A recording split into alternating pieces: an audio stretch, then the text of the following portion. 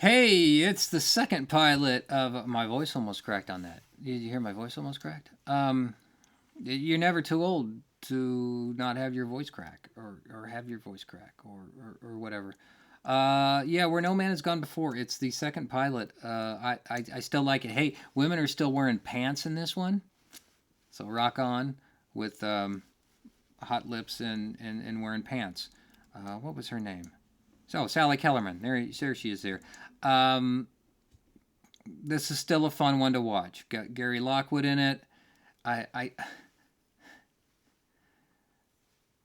the appeal to me with the cage and this one was just in, let's call it a vibe or the design, because it had I like this neckerchief thing, whatever it was. I like the little the whatever this little design is over the neck. The idea that Sulu could have been a, what was he? So, he wasn't a Helms person. He was something else, but I don't remember now. But it was this was a fun episode. Um, I go back to it again and again just because I like the aesthetic of it compared to the rest of the series, and maybe that could be simply because this is the only episode of its kind that's in the cage where this is how I talk. Sorry, I look at the cage in this episode as, well. Let's just talk about this episode. I look at this as like year one of the 5 year mission, and then like during year two, that's when they go and rehab the ship. So I like these early years styles because I can put it like a year in front of the carbonite maneuver when they change. In my mind, that works for me.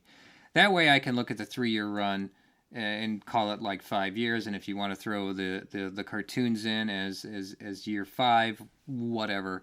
But I miss this style and this aesthetic, and I know some fan films have brought this style to it, and I think it needs to come back. Uh, it just does. So that's my takeaway from Where No Man Has Gone Before. And the eyes, and it's a fine little action movie. A movie. It felt like a movie. I just like the feel of it. I like Nimoy not quite getting Spock yet, where you see that early development. Um, but the dynamic is there. They're playing chess.